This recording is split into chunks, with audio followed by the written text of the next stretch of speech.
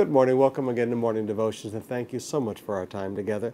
It's a beautiful Saturday. Tonight we're going to be having a wonderful service. I'm going to be teaching the young people in our family weekend on how to raise your parents. So it's going to be a very interesting sermon. Make sure you get all the young people there. Let me teach you for just a moment today about guilt. We talked about this the other day, again with Joseph and his brothers, but I want you to notice how guilt resurfaces. Sometimes even when we've been forgiven, something comes along and triggers guilt in our life again. Not that we've done something new wrong, but it's the guilt of old actions. There are triggers that come along. In Genesis chapter 50, we find the story of, the scripture says in verse 15, when Joseph's brothers saw that their father was dead, they said, "What if Joseph holds a grudge against us and pays us back for all the wrongs we did to him?" Those are words of guilt. When their father died, because of the condition of their hearts, they thought this is what Joseph would do to them. You see, oftentimes we think people are going to do to us what we would do if we were in their situation.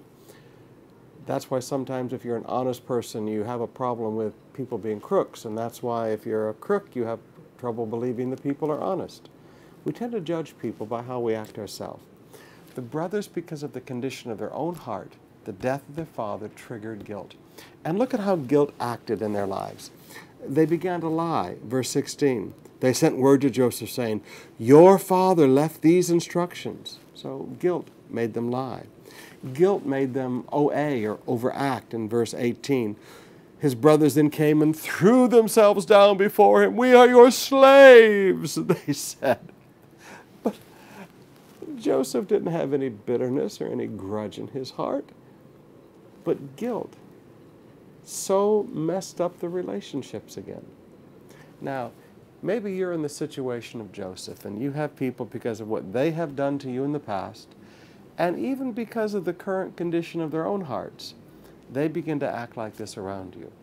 How do you deal with the guilt in other people's lives? Well, he looked at them and said, "So then, don't be afraid. I will provide for you and your children." And he reassured them and spoke kindly to them. He reassured them and spoke kindly to them. When you see other people acting out of guilt, it doesn't do any good to try to say, "Don't worry about the past," You need to do something good for them. You need to speak kindly to them, and you need to reassure them. Let me say that again. Doesn't do any good to say, "Listen, don't worry about the past." You need to do something good for them. "Listen, I'm going to take care of you. I'll make sure you're fed and your kids are fed." And then speak reassuring to them and speak kindly to them. You'll find that slowly as you do this, the guilt begins to work its way out of their lives. But remember, guilt is not in your heart. And even when you have no grudge or no ill will, guilt is in their heart because of what they did in the past and because of the current condition of their hearts. So all you can do is, so to speak, massage it out of their hearts with kindness and reassurance.